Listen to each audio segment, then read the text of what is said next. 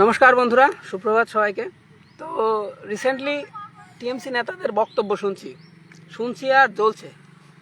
এমন আলবাল বকছে ভাই, ধারণার বাইরে। বলছে প্রেগনেন্ট মহিলাদের ডিম খাওয়া যাবে না, যা মনে আসছে তাই বলছে। মানে প্রেগনেন্ট মহিলাদের ডিম খেতে দেবে না, আপনাদের খাওয়া দাওয়া ঘুম সব বন্ধ করে দেবে বিজেপিকে ভোট দিলে সব বন্ধ হয়ে যাবে, হাগা বন্ধ করে দেবে, আপনাদের হাঁকতেও দেবে না, আর খেতে দেবে না, তা হাঁপকে কি তাই বলছে। তাই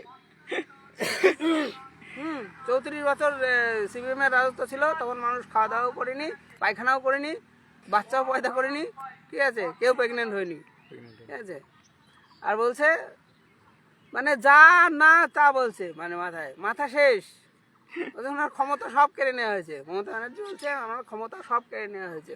আরে ভাই, ক্ষমতা ইলেকশনের 1 মাস আগে সব মন্ত্রীদের ক্ষমতা সব স্থগিত করতে হয়, ঠিক আছে, ইস্তফা দিতে হয়, ঠিক আছে। তো মানুষকে কি ভুল ভাল যে বোঝাচ্ছে, পশ্চিমবঙ্গের মানুষকে অশিক্ষিত করে রেখেছে এই জন্য, যাতে ভুল ভাল বলে এদের বুঝিয়ে রাখা যায়। যত ভুল পারা যায়, যত ভুল বোঝানো যায়, ততই ভালো। আর শিক্ষিত মানুষ, পড়াশোনা করা মানুষ তো এইসব আলবাল কথা শুনবে না, বুঝবে না। এরা তো জানে আসল বিষয়টা কি, ঠিক আছে, আসল বিষয়টা কি। চিন্তা সেদিন হচ্ছে যে আমার সমস্ত পথ কেড়ে নিয়েছে, সেখানে হাজার হাজার লোক হাততালি দিচ্ছে। এটা কারা? হাজার হাজার লোক হাততালি।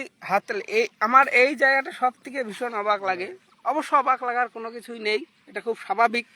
কেননা আমাদের পশ্চিমবঙ্গের সাধারণ মানুষজন, খেটে খাওয়া মানুষজন, এনারা অধিকাংশ সব খেটে খাওয়া মানুষ, ঠিক আছে, মাটির সঙ্গে মিশে থাকা মানুষ।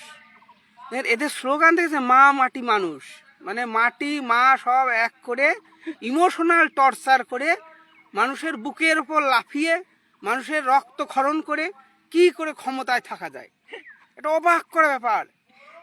শিক্ষিত সমাজটা অন্তত বুঝুন, শিক্ষিত সমাজটা অন্তত বুঝুন। সবাই তো অশিক্ষিত মূর্খ না। মমতা বন্দ্যোপাধ্যায় 11 বছর 15 বছর আমি মানছি আপনি পড়াশোনা জানেন না, আপনি নিরক্ষর, ঠিক আছে। আপনার জেনারেশন, আপনার ছেলে মেয়ে, নেক্সট জেনারেশন, তারা তো পড়াশুনো করবে, তারা তো শিক্ষিত হবে, তাদের ভবিষ্যতের কথা অন্তত ভাবুন, ঠিক আছে। খুব জলজান্ত উদাহরণ আজকাল চোখের সামনে ভেসে উঠছে, জানেন। যে পাড়ার টিএমসি নেতা টিএমসি করে, তার মেয়ে ভেগে গেছে। কেন ভাগলো ভাই, কেন, ওয়াই?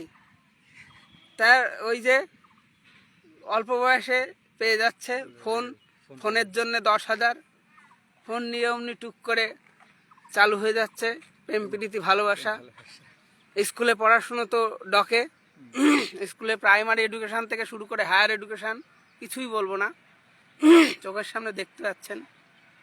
স্বাস্থ্য তো বলবোই না, আরজি করে সেদিনও লিফটে মারা গেল একজন হার্টের পেশেন্ট, তাকে স্ট্রেচার নেই, তার হুইল নেই, তাকে হেঁটে হেঁটে বাথরুমে যেতে হচ্ছে, হার্ট অ্যাটাক করে মারা গেলেন। কি বলবেন? শিক্ষা নিয়ে আমি কিচ্ছু বলবো না। প্রাপ্ত বসুর মুখ দেখলে আমার ভীষণ হাসি পায়।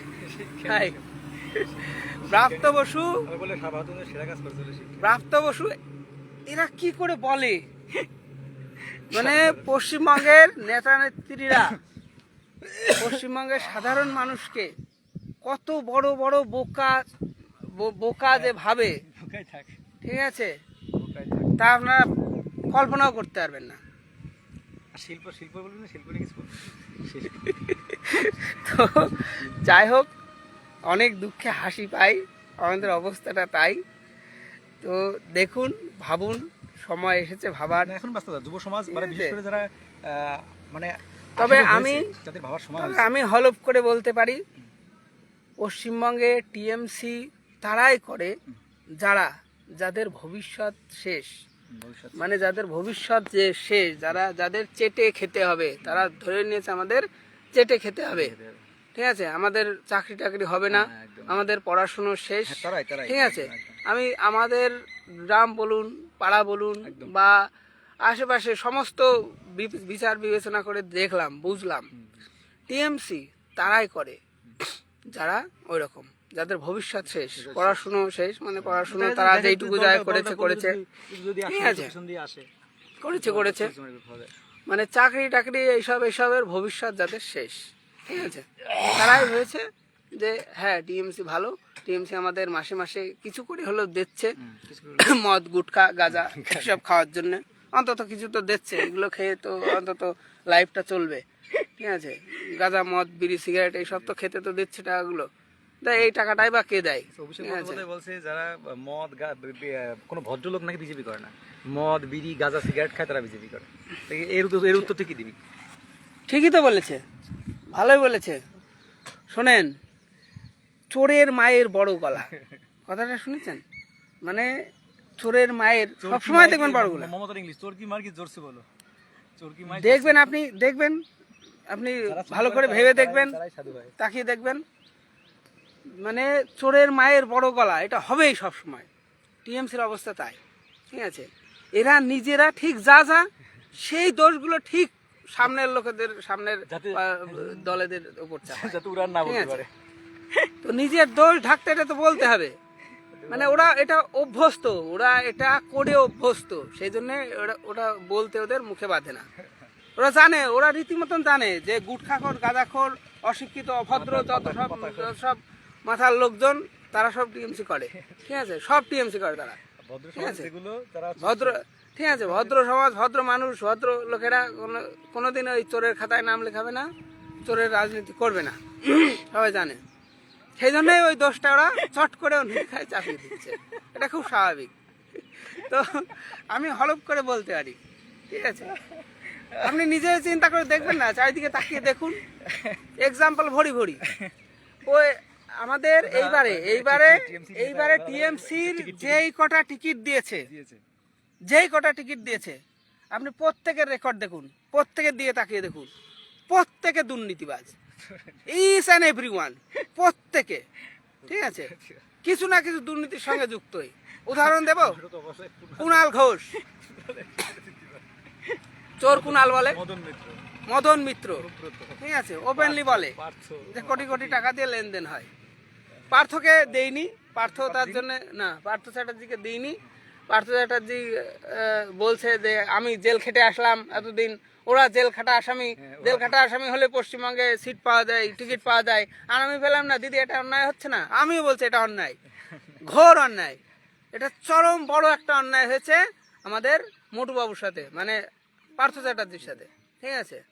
তো উনি এত বড় দুর্নীতি করে, প্রাইমারি টিচার্সে এত বড় দুর্নীতি করে, কোটি কোটি টাকা আমার বান্ধবীর খাটের তলায় ঢুকিয়ে দিয়ে তারপরে উনি সিট পেলেন না, এটা কিন্তু ভাই জঘন্যতম বিশাল বড় অপরাধ হয়েছে। তারপরে বলি জ্যোতিপ্রিয় মল্লিক, রেশন দুর্নীতি। তারপরে বলি হচ্ছে গিয়ে তাপস অধিকারী, নিজের মেয়েকে 300 মিটারের ভিতরে প্রাইমারি জবে ঢুকিয়ে দিয়েছে, প্রাইমারি টিচার্স নিয়ে ঘোটালা।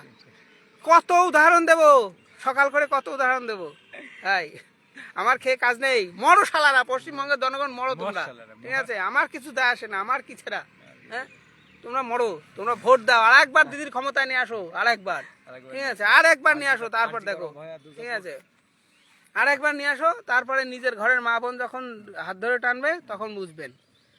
পশ্চিমবঙ্গে আমি একটা এখন কঠোর বার্তা দেব, যেটা সেটা হচ্ছে না, সেটা হচ্ছে পশ্চিমবঙ্গে যত হিন্দু ভাইরা আছো, যত হিন্দুরা আছো, এবারে অন্তত কোনো দল দেখো না ভাই, টিএমসির ঝান্ডা ধরো না, ঠিক আছে। আমি আমার জন্য বলছি না, সমাজের জন্য, পুরো রাজ্যের জন্য, দেশের জন্য বলছি, পুরো দেশের জন্য বলছি, টিএমসিকে এবার ভোট দিও না। যত হিন্দু আছো, ওরা টিএমসি যত সব মাল আছে সব মুসলমানরা একটা ভোটও বিজেপিকে দেয় না, ঠিক আছে। ঠিক তেমনই একটা হিন্দু ভোটও টিএমসিকে দিও না, একটা ভোটও না। ওরা যেমন বলেছেন, কি বলেছেন, ঠিক তেমনই আমি বলছি, যারা হচ্ছে গিয়ে টিএমসি না করে তারা বাঙালি না। ও হ্যাঁ, তাই তো, ঠিক তেমন আমি বলছি। না হুমায়ুন কবির বলেছে যদি কোনো মুসলিম হুমায়ুন কবির দলে ভোট না দেয় তাহলে সে শালা মুসলিমই না। আর টিএমসি বলেছে যদি কোনো মানে বাঙালি যদি কোনো বাঙালি যদি টিএমসি ভোট দেয় সে বাঙালি না। হ্যাঁ, বাঙালি না। তো আমি বলছি, তোমাদের ধর্ম নিয়ে বলছি, তোমরা যারা বিজেপিকে ভোট না দেওয়া তারা হিন্দু না, ঠিক আছে? যারা টিএমসি কে ভোট দেওয়া তারা হিন্দু না, ঠিক আছে? পুরো ধর্ম হ্যাঁ, যারা যারা টিএমসি কে ভোট দেওয়া তারা হিন্দু না, ঠিক আছে? এটা আমি বলছি, ঠিক আছে? সুতরাং এবারে মুখোশধারী সেকুলারের একটা লাস্ট বক্তব্য, মুখোশধারী সেকুলার। পশ্চিমবঙ্গের সেকুলার নিয়ে আমি কিছু বলতে চাই না। পশ্চিমবঙ্গের সেকুলার ভয়ানক সেকুলার। এরা মাঝে মাঝে মনে হয় এরা করস, ঠিক আছে? এরা করস। সেকুলারের সংজ্ঞা হচ্ছিল সবাইকে সমান চোখে দেখা, সবার অন্যায়কে অন্যায় হিসেবে দেখা। কেন দেখবো ভাই, কেন দেখবো? এরা একটা নির্দিষ্ট সময় কি হয় কেন দেখবো? আমার কথা হচ্ছে যে আমি সেকুলারিজম কেন হব? আমার হওয়ার কোনো দরকার নেই। ওরা কি সেকুলার? ওরা সেকুলারিজম দেখায়? দেখায় না। আমাদের সুপ্রিমো দেখাচ্ছে না, আমাদের প্রধান নেত্রী দেখাচ্ছে না। কি বলে, কি বলছে দেখি না, পুরো ওপেনলি বলছে যে আমরা প্রত্যেকে। হ্যাঁ, তারপর তো চুন চুন কার। সুতরাং নো সেকুলারিজম, অনলি হিন্দুজম। বন্ধুরা মাথায় রাখো, এবারের লড়াই ধর্মের লড়াই, কোনো রাজনীতি না। রাজনীতি হাঁটাই দিন, রাজনীতি ভুলে যান, সব কিছু ভুলে যান, রাজনীতি সব ভুলে যান, ঠিক আছে? এলাকায় টিএমসি নেতাদের ঢুকতে দেবেন না।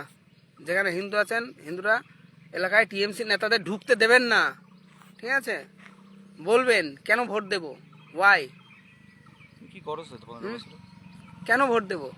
শিল্প, শিক্ষা, স্বাস্থ্য, সমস্ত কিছু শেষ করেছেন, সমস্ত কিছু 15 বছরে সমস্ত কিছু শেষ করেছেন। শুধু ভাতা, ভাতা দিয়ে চলবে? আচ্ছা মানুন আপনার একটা ছেলে আছে, 1500 টাকা ভাতা পায়, চলে যাবে? মানুন আপনার একটা মেয়ে আছে, মেয়েকে বিয়ে দেবেন ভাতাওয়ালা ছেলের সঙ্গে? 1500 টাকা ভাতা পায় সেই ছেলের সঙ্গে বিয়ে দেবেন? দেবেন? দেবেন না। কেন দেবেন? আপনি তখন চাকরি ছেলে খুঁজবেন, চাকরি ছেলে। চাকরি দাও, খুব ভালো। আমার ছেলে বা আমার খুব ভালো মজা, মাধ্যমিক পাস, খুব ভালো মজা। বিয়ে দেওয়ার সময় চাকরি ছেলে খুঁজবেন, আর পার্টি করার সময় টিএমসি করবেন, ভালো মজা। দারুণ কথা বলছি ভাই, বিয়ে করার সময় চাকরি ছেলে, ভালো মজা। সময় এসেছে, বুঝতে শিখুন, বুঝুন সবাই। বিয়ে করার সময় চাকরি ছেলে, আর তোমার ইয়ের সময় দল করার সময় টিএমসি দল, যারা জীবনে কোনো চাকরি দেয় না। লজ্জা একটু।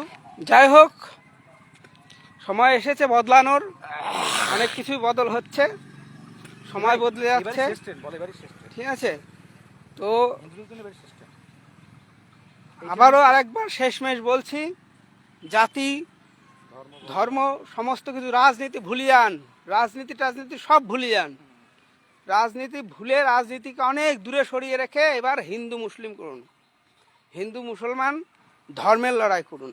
ধর্মের লড়াই এবার প্রত্যেকটা হিন্দু ভোট বিজেপিকে দিতে হবে, প্রত্যেকটা হিন্দু ভোট বিজেপিকে দিতে হবে, এটা মাথায় রাখুন।